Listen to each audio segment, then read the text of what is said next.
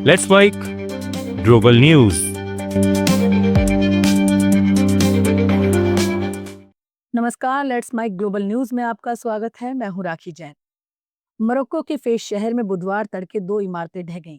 इस दुर्घटना में कम से कम 19 लोगों की मौत हो गई, जबकि 16 से ज्यादा लोग घायल हुए हैं। दोनों इमारतें एक दूसरे से सटी हुई थीं। इनमें 8 परिवार रहते थे। हादसे के बाद पुलिस, दमकल और रेस्क्यू टीमें मौके पर पहुंच गईं और मलबा हटाने का काम जारी है। अधिकारियों ने बताया कि राहत और बचाव अभियान अभी भी चल रहा है। ये घटना ऐसे समय हुई है जब मोरक्को में खराब जीवन स्तर, गरीबी और सार्वजनिक सेवाओं की कमी को लेकर विरोध प्रदर्शन हो रहे हैं। अमेरिकी राष्ट्रपति डोनाल्ड ट्रंप ने एक बार फिर भारत और पाकिस्तान के बीच जंग रुकवाने का दावा किया। पेंसिल्वेनिया में एक रैली के दौरान ट्रंप ने कहा, बीते 10 महीनों में मैंने 8 युद्ध खत्म किए, जिनमें कोसोवो, सर्बिया, पाकिस्तान और भारत शामिल है। इजराइल और ईरान, मिस्र और यूथोपिया, आर्मेनिया और अजरबैजान, ये सब भी आमने सामने थे। उन्होंने कहा, मुझे ये कहते हुए अच्छा नहीं लग रहा, कंबोडिया और थाईलैंड आज फिर शुरू हो गए।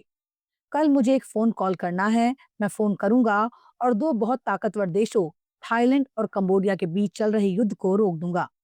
उन्होंने कहा, वो फिर आमने सामने हैं, लेकिन मैं कर दूंगा। हम ताकत के साथ शांति बना रहे हैं। दुनिया की अग्रणी ई-कॉमर्स कंपनी अमेजन ने कहा है कि वो अगले 5 सालों में भारत में $35 अरब का निवेश करेगी। बुधवार को आयोजित एक कार्यक्रम में कंपनी के senior vice president Amit Agarwal ने कहा, $35 अरब से ज्यादा निवेश के मार्फत कंपनी ऑपरेशन विस्तार और आर्टिफिशियल इंटेलिजेंस क्षमताओं को मजबूत करने की योजना बना रही है। इस साल बड़ी अमेरिकी टेक कंपनियों ने भारत में अरबों डॉलर का निवेश करने का ऐलान किया है। एक दिन पहले ही माइक्रोसॉफ्ट ने 2030 तक एआई और क्लाउड इंफ्रास्ट्रक्चर के लिए $17.5 अरब के निवेश का वादा किया है, जो एशिया में उसका सबसे बड़ा निवेश होगा। पाकिस्तान के चारों प्रांतों को 12 हिस्सों में बांटने की तैयारी चल रही है। देश के संचार मंत्री अब्दुल अलीम खान ने कहा है कि देश में छोटे छोटे प्रांत बनना अब तय है। उनका कहना है कि इससे शासन बेहतर होगा। अब्दुल अलीम खान को शेखपुरा में इस्तेहाम एक पाकिस्तान पार्टी के कार्यकर्ता सम्मेलन में शामिल हुए थे। इस दौरान उन्होंने कहा कि सिंध और पंजाब में 3-3 नए प्रांत बनाए जा सकते हैं। ऐसा ही विभाजन बलूचिस्तान और खैबर पख्तूनख्वा में भी हो सकता है।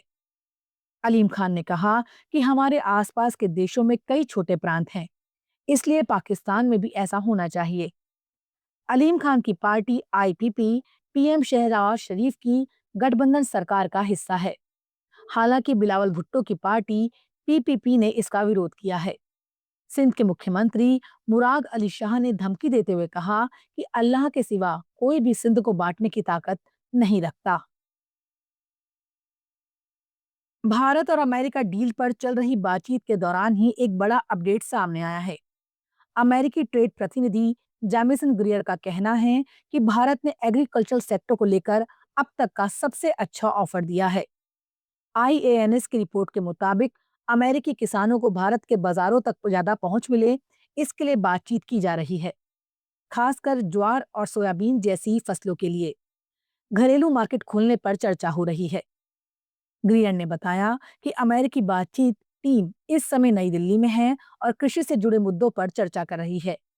भारत कुछ फसलों के मामले में सावधानी बरत रहा है, लेकिन इस बार भारत ने अपनी ओर से बाजार खोलने में दिलचस्पी दिखाई है। लेट्स माइक ग्लोबल न्यूज में फिलहाल इतना ही। देखते रहिए, सुनते रहिए लेट्स माइक। नमस्कार। आप सुन रहे थे let's mic more than radio. Follow कीजिए हमें हमारे सोशल मीडिया प्लेटफॉर्म्स पर। It's time for news. It's time for More Than Radio.